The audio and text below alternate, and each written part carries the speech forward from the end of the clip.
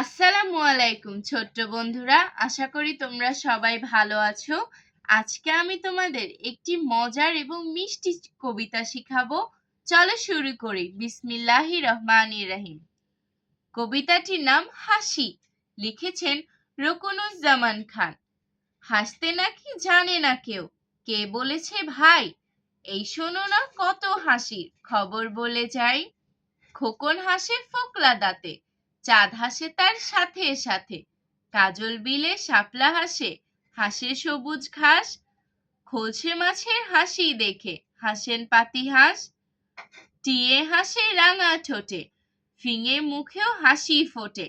দোয়েল কোয়েল ময়না শ্যামা হাসতে সবাই চায়। বোয়াল মাছের দেখলে হাসি পিলে চমকে যায়। এত হাসি দেখেও যারা গোমরা মুখে চায়, তাদের দেখে প্যাঁচার মুখেও কেবল হাসি পায়। দেখো, এখানে সবাই কত হাসি খুশি। খোকনের দাঁত পড়ে গেছে, এজন্য খোকনকে ফোকলা বলা হয়। ফোকলা দাঁতে খোকনও কি সুন্দর করে হাসছে। তারপর এই যে বোয়াল মাছ, হাঁস কি সুন্দর করে মিষ্টি করে হাসছে সবাই।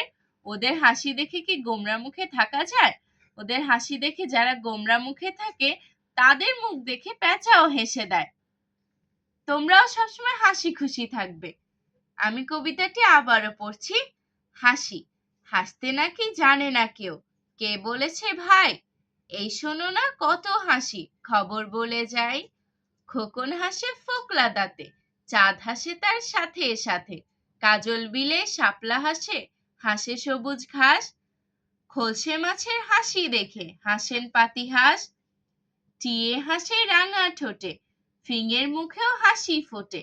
দোয়েল কোয়েল ময়না শ্যামা হাসতে সবাই চায়। বোয়াল মাছের দেখলে হাসি ফিলে চমকে যায়। এত হাসি দেখেও যারা গোমরা মুখে চায়, তাদের দেখে প্যাঁচার মুখেও কেবল হাসি পায়। আজ আর নয়, ভালো ভাববে, ভালো থাকবে। আল্লাহ হাফেজ।